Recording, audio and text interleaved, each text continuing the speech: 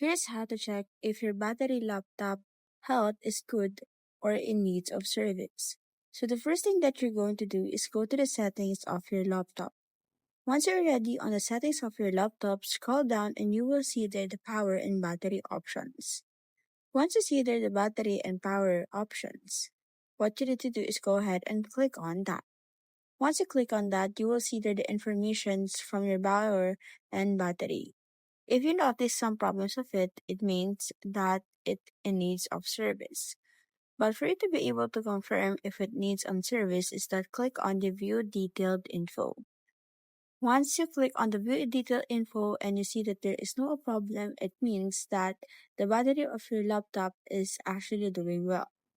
The last thing that you can do is go to command prompt and click on run administrator and just go ahead and do battery-report.html. This will give you full details on the battery that you have.